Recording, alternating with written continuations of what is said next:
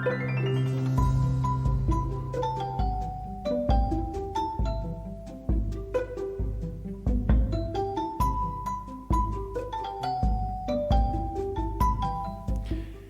everyone, and welcome to the Switch Statement Podcast. It's a podcast for investigations into miscellaneous tech topics. This is our 14th episode in Masters of Doom by David Kushner.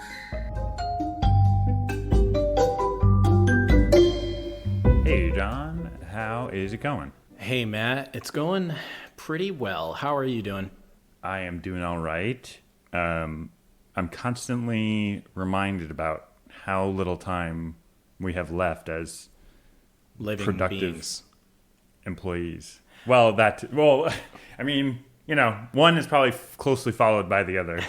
I see what you mean. Yeah. Are you referring to a earth-shattering launch of a new technology? I am. Well, kind of two. Two earth-shattering launches literally at the exact same time as far as anyone is concerned. Yeah. But yeah, this new technology, like AI, OpenAI, again, just like batting 1,000 on this game. They're crushing it. I am so impressed with OpenAI. So they launched Sora, which is a new model for generating video.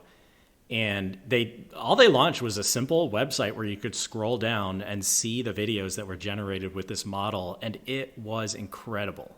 Unbelievable. Absolutely unbelievable. Like we've edited videos, like we are pretty, we have an eye to like, you're super into movies, what have you, but it's like, I don't know about you, but I look at those videos and like, I wouldn't absolutely 100%, if I was just scrolling on the internet, never realize that it wasn't, really recorded. Oh yeah. Oh, for sure. They even had a section on the page which talked about like the mistakes, because it's not a perfect model. It still generates bad stuff sometimes. And there was a video of like a bunch of little dog, like puppies. Man, it took me a second to think of that word. But they were all just kind of playing. And every once in a while, like one of them would like split into two dogs. Because this is something that the model still struggles with, is like several similar entities on the screen at once. And even though it was flawed, it was like still amazing. It was one of those things where sometimes in these AI systems, you will see an output that, like, when you look at the fine details, you can acknowledge that it's wrong, but actually, like, the general perception of it looks perfect, looks fine. And that was the perfect case where it's like, yeah, you can, abstractly acknowledge that, no, of course, these puppies can't be merging and splitting. But, like, when you look at it, you would almost believe, like, if someone told you, like, oh, look at these puppies, like, they can merge and split. You would, like, this is a real recording. Your brain would be like, all right, I guess that's what that would look like. Yeah. That's what strikes me about some of this AI stuff, is it almost feels like this new form of, like, art or entertainment where it's like we already have kind of glitch type artwork, and, there's a whole entire culture around, like, glitches in video games. But I feel like with AI, there's kind of these new glitches that are like so perfect, and it's almost like we're discovering, wormholes in the reality with dogs sort of doing mitosis. Yeah, dude, I'm excited for dog mitosis future, but we should talk about the real content of this episode, which is Chapter 14, Silicon Alamo of Masters Great title. of Doom. Yep. To think that the interactive software industry was only $3.7 billion in 1996. I was just reading that the video game industry alone is projected to reach $200 billion in 2030. So this is like, this industry has just been growing at an insane pace. Yeah. No, it's incredible. And like, I don't know. I feel like it's at the point where the numbers lose all distinction, but yeah, and I don't know, it's like with the metaverse, I can only imagine it's going to continue to just grow exponentially. I think so. So this chapter goes into a lot about, it sort of continues the theme of like contrasting Romero's moves after, getting ousted from id, and talking about how Carmack sort of carries on.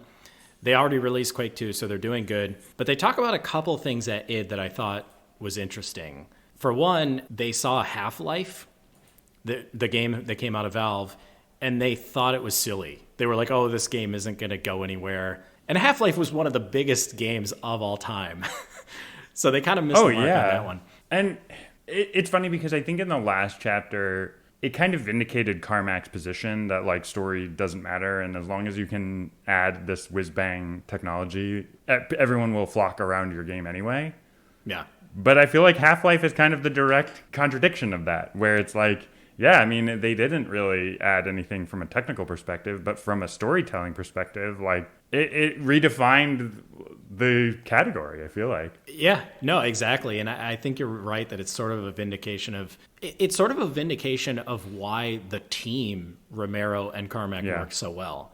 I also just want to call out Valve, or not call them out, but shout them out, I guess, because Valve has done such an amazing job of like growing, being a huge company, also being a publishing company, but they still put out like great games, like almost, industry defining games, or at least genre defining games, like Portal 2. They recently put out Half-Life Alyx, which is like an incredible, I mean, if you have a VR headset and you have not played Half-Life Alyx, check it out because it is incredible. Yeah, I had an old, like my laptop is just terrible, and it just cannot do PC VR, but I had this old 1080 Ti just collecting dust with no attached PC, so I just bought they have this like enclosure. Razer sells this thing where you can just stick a GPU into it and then connect it via Thunderbolt to your laptop. Nice. So fingers crossed, I'm actually going to be able to do PC VR. But oh man, that's exciting. But to get back to your point about Valve, there was a very interesting fact here, which is Half-Life was, the way the book tells it, like Half-Life was built on top of the Quake engine. But my understanding is, sorry, yeah, go for it. I did not realize that because Half-Life 2 is famously built on the Source engine, which is Valve proprietary. That's an engine that they licensed and probably made a tremendous amount of money off of. So I had, I guess, always assumed that Half-Life 1 was kind of some precursor to the Source engine. Well, there's more nuance than this book actually laid out. Valve started with the Quake engine, but they did a ton of proprietary customizations to create something called Gold Source. Oh. And Half-Life was actually made on Gold Source. And then Gold Source became Source and Source 2. So I'm not sure. It was kind of like, it's probably a ship of Theseus sort of thing. But my understanding is Source is kind of actually like a branch off of Quake because they heavily modified the Quake engine to make Gold Source. And then they probably took Gold Source and then like turned it into Source. So you just blew my mind. That is a great nugget. Yeah, like it's a crazy fact because you just imagine like, Valve wrote their engine, but actually it went back to id and Quake. So wow, that's crazy. I love that. And this is one of these crazy things about these like really difficult technologies like a game engine or like a browser. It's like no one writes a browser. Like, no one starts a browser anew. They just take an old browser and then they change it. Yeah. It's like, there's probably been like 2 or 3 brand new browser projects, even though there's like however many, it's just like someone splinters off and eventually it becomes different enough to be its own browser engine. But it's just funny how that works because you like to imagine that like someone could start a browser today, but no one really is doing that. Yeah. Yeah, and it would be a fool's errand. I mean, unless you really, really enjoy developing browsers, it would just be kind of a silly thing to take on. Right, exactly. They mentioned the bonus structure at id, which I don't know about you, but just reading about it gave me anxiety.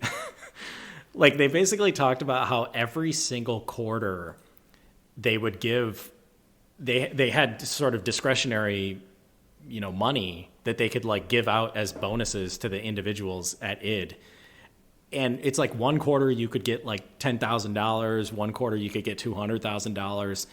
So the employees basically developed this like zero-sum game style of collaborating, or at least this is what it sounded like to me, where, the only way that they could get like a bigger slice of that pie was to kind of distinguish themselves somehow. So anyway, it struck me as the type of thing where it would quickly cause people to like undermine each other, or just cause these kind of bad incentives where it's like you don't actually want your employees to be behaving this way.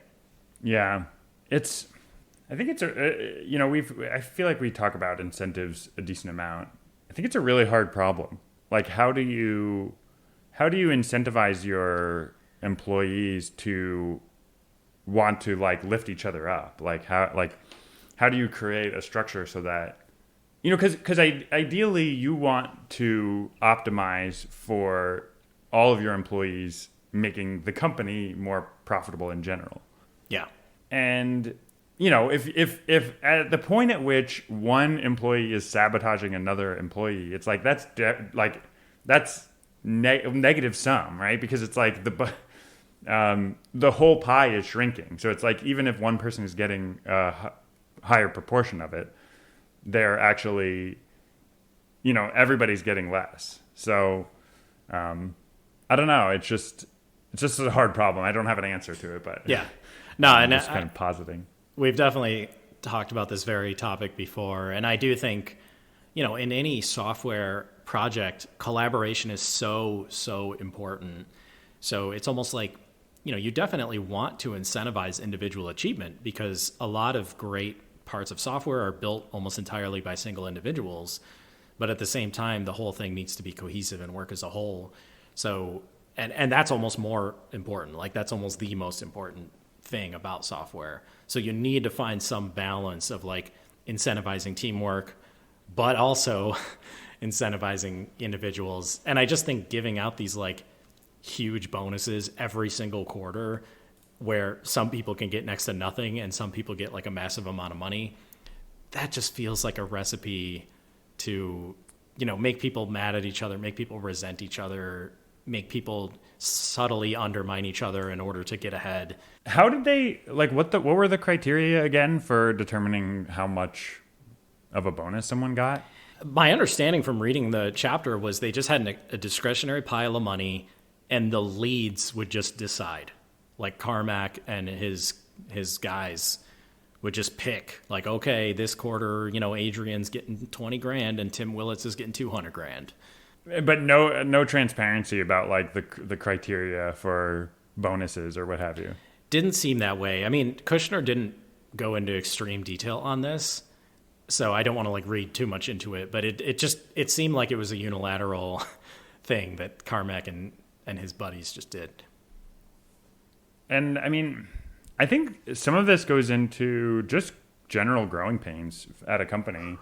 Like, on both sides, it's like, if you're not really careful about the people that you bring on and like kind of the culture, maintaining the culture as you're bringing new people on, I think it's very easy to wind up with this just acerbic environment where, like you're saying, people are undercutting one another and backstabbing each other. And it kind of felt like both people were suffering from, but both id and Ion Storm were suffering from those issues in this chapter. Yeah. This chapter also contains a wealth of just amazing Carmack stuff. There's a quote from Carmack: "For any given project, there's an optimal team size." I 1000% agree with this, and I think it's part of the reason Romero was struggling so much. I think he just had too big of a team. Yeah. There's also this plan file. So Carmack is sort of famous for going on these like week-long, just hikikomori type things where he goes off by himself and he does not interact with a single person. He codes, he works on the Trinity engine, which was going to be Quake 3's engine. And he'll come back and write these big, long plan files. And this chapter includes a plan file that I thought was like incredible. Like, it just had so many amazing little tidbits. And I feel like we could go into every single one Like we could basically do an episode just based on this plan file. Yeah. It's so funny because as incredible a programmer as Carmack is, there's a humility to his approach that's like, he's pulling off these amazing one-of-a-kind. He's basically unique in the world of video game programmers. Yeah. And he still has this like humble approach to like how he's approaching the engine and the problem. And it's like, man, if I feel like cocky engineers just need to read this and be like, okay, are you better than Carmack? If not, like, don't be so full of yourself about all this stuff. Oh man, that's so true. And Carmack even says in this plan file that he was constantly surrounding himself with people who were smarter than him. He even mentions Romero. He mentions that originally when he teamed up with Romero was a better programmer. And that's how he got better, as he just learned from Romero. But yeah, do you mind if I just rattle off a couple things that were in this plan file? Because I thought they were amazing. Rattle away.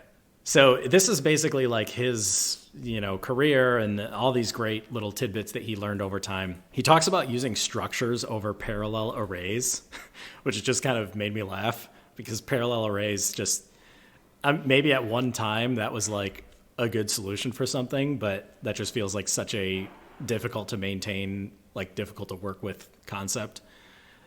He mentions polar coordinates, which I was like, I've done a lot of video game programming, and I don't think I've encountered polar coordinates in programming. I looked up the Doom source code, and he makes a comment about this. He says, he I guess in like 1997, he went on like this kick. He went on like an open source kick, and he like uploaded all of the source code to a bunch of these old projects. And in the README for Doom, he's like, there's a bunch, I wrote this code years ago, 5 years ago now, and I did a lot of silly things, and then in the parenthetical, he's like, most notably, like the polar coordinates. And again, like, I don't know, this seems like something that stuck out to him in his mind as like something that was like naive and wrong about his initial approach. But I don't know. Man. I don't know the details of like, I wanted to read more. I didn't get actually into the code, but yeah, I really want to learn like what he was even using them for, because I'm not that good at math. There's probably like applications of polar coordinates that I'm just completely unaware of, but it just strikes me as something that I just could not even think of a possible use for polar coordinates. Were his meshes like expressed in polar coordinates? Like that just seems insane. I guess insane. Like maybe polar coordinates could express a relationship. Like, like relative to you, I am at so-and-so angle and I am like 5 units away from you or something. Like that maybe. But even that I guess in a world where you only have a single axis of rotation for the camera, like polar coordinates is actually something you can pull off. Yeah. Maybe it's like a more optimized thing. But anyway, maybe we'll look up the source one day. He also mentioned RISC, reduced instruction set architectures, which stuck out to me because I took a computer architecture class in college, and it was all based on RISC systems, where we would write all this assembly code, and it was all, the reduced instruction set basically means, there's only like 10 or so assembly instructions, but they're all like hyper optimized instead of having like, 80, which all have these very like hyper specific purposes. But anyway, that was an awesome class because it just felt like you really learned about like the nuts and bolts of how computers work. And then the last thing I wanted to mention was radiosity, which was a lighting algorithm. And I couldn't tell if Carmack had come up with radiosity. Like that was unclear to me, or if he just like implemented a white paper or something. Because I remember radiosity being like it was almost like a term that a gamer would know. You'd know like, oh, this game has radiosity in it or something. Now, radiosity was an approach that allowed you to like bake a lighting result, right? Yeah, like it was basically, it would make your lighting look better, and it was cheaper. So you could do like a big scene with a lot of lighting with radiosity, whereas that was almost impossible on present day hardware. And I think the trade-off is just that it's not dynamic, right? It looks great, but it's all statically processed. It's pre-processed basically. That is my understanding. It's a form of baking, but I don't know. I don't know much about radiosity. I just recall it being a term that even gamers knew. Like they would know which games had radiosity in them. Yeah, yeah. I don't know this from gaming, but very early versions of Blender, like if you wanted your renders to look really good and to render much more quickly, you could actually use radiosity in Blender. And if your scene didn't have, or like some of your lighting could be static and you could bake these radiosity lights or whatever, and then you could have layer on additional lights on top of that. Crazy. That's awesome. But I don't know. I think they've just jettisoned that. I just don't think anyone is really doing that anymore. Yeah. No, I think these are all kind of dated concepts. But yeah, so that was all I had from the plan file. And I didn't mean to take up so much time with that because there was actually a lot in this chapter. One other thing that they mentioned was a couple of people who got hired on at Ion Storm, one of whom I just wanted to call out, Warren Spector. This was the guy who made a game called Deus Ex, which when I was a kid, this was easily one of my favorite games. I mean, it was an awesome, like it kind of combined like a Blade Runner aesthetic with like detective, had first person shooter elements, had adventure elements. Like it was an amazing game. And I think you and I were joking around about Ion Storm, like not having any games in their portfolio basically. But you called out Deus Ex, like I think we were just both reading the wiki page. Yeah. And this was one amazing game in their portfolio. Oh yeah, and it's actually amazing because they basically like they bring it up in almost in passing. Yeah.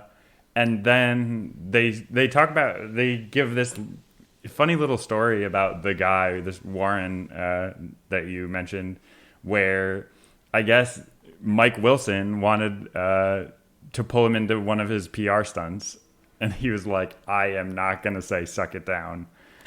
We are the like buttoned up. We're the classy part of Ion Storm." And you know what?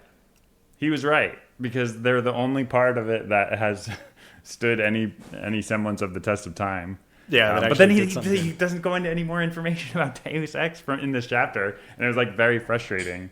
I mean, maybe it's probably because there wasn't all of this drama. Like, they were probably just, like, actually making the game as opposed to the rest of Ion Storm.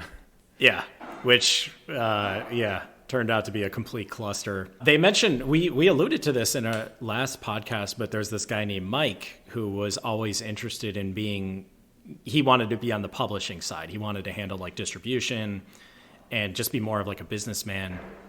And they mentioned this funny section where, so at the top of Ion Storm was Romero, this guy named Todd, and I think Mike, and there might be others.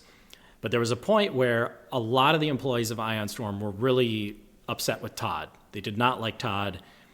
And Mike pulled Romero aside and was like, everyone hates Todd. We got to fire him. So Romero is about to fire Todd, but then he chickens out, and instead he just talks to him. And Todd actually convinces Romero to then fire Mike, which I just found hilarious. This was one thing that I wrote down actually in the other chapter's notes was like, I think Romero just wants everybody to like him. Like, yeah. He has this really tough facade, and he has this kind of bad boy facade. But at the end of the day, I think he's kind of a teddy bear. I mean, this kind of showed him to be like unable to make this hard decision, or I think at the end of the day, he did want everyone to like him, especially with how positive he was to id even after he left.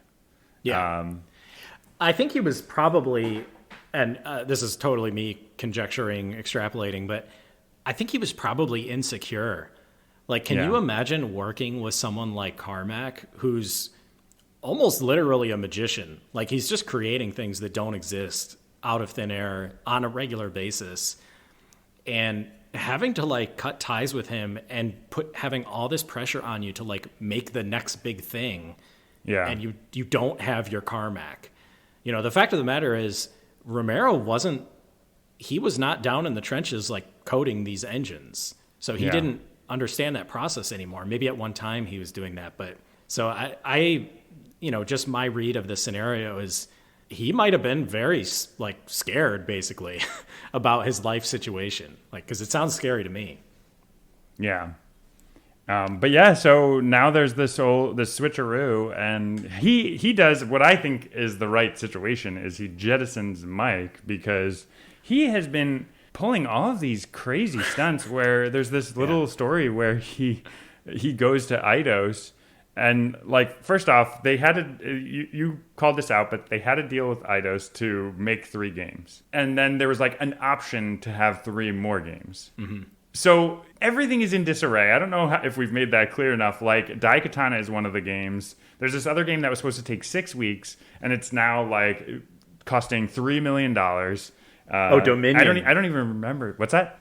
Dude, Dominion. So I remember this game coming out. Everyone knows what StarCraft is. It's one of the most famous RTSs of all time. Yeah. Dominion came out right after StarCraft, and it was basically just a crappy RTS.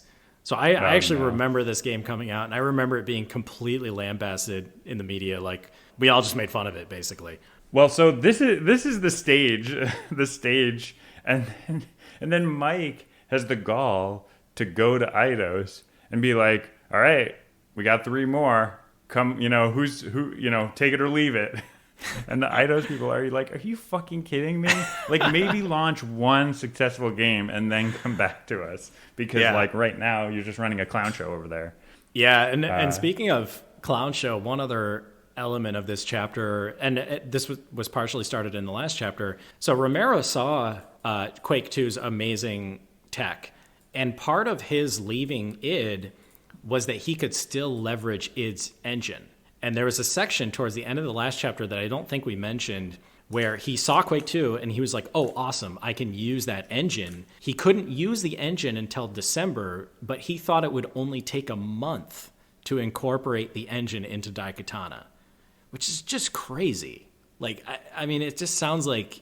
It probably would have taken Carmack a month. Like, that was probably where those estimations were coming from. Yeah. But then they also talk about how they got the engine from id, and it was just completely not what Romero was expecting. You know, like basically the way they were programming Daikatana, it was meant to sort of fit in with the Quake 1 engine. But the Quake 2 engine it was designed in a completely different way. It had different APIs.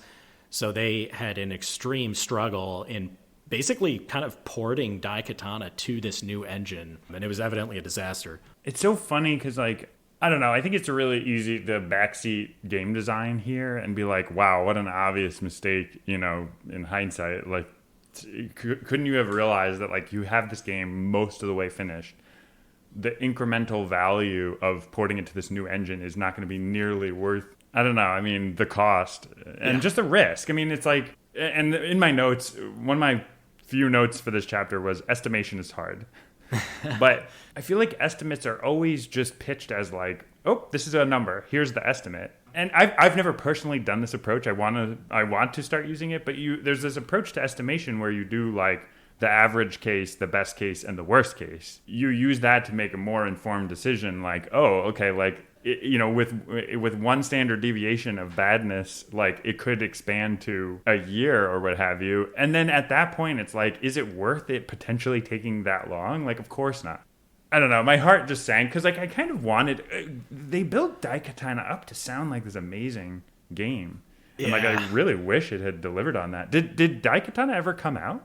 Yeah. And it was pretty trash. I'm sure they'll talk about it. So at the very end of this chapter, it ends with a very, very just tragic event where Stevie Case, who we brought up in the last chapter, she invited Romero out to dinner. And she had always been a loyal sort of acolyte of Romero, big fan of Romero. And at this dinner, she told him that his entire Daikatana development team was going to leave Ion Storm. And that's what happened. So he came, back to Ion Storm the next day. Everyone was sitting in this big, boardroom style meeting room, and they told Romero that they were leaving. And so this chapter ends with him losing his entire development team. Diet Katana is in dire straits because he's porting it over to this new engine, and he's just not in a good place. Oh my gosh. I mean, the whole of Ion Storm is just in complete disarray. They're talking about there was a failed acquisition by Eidos, and it just, I don't know. It sounds like a hot mess. But I guess we will see how Romero works his way out of this situation next time. Chapter 15. Nice. All right, I'll see you, Matt. All right, see ya.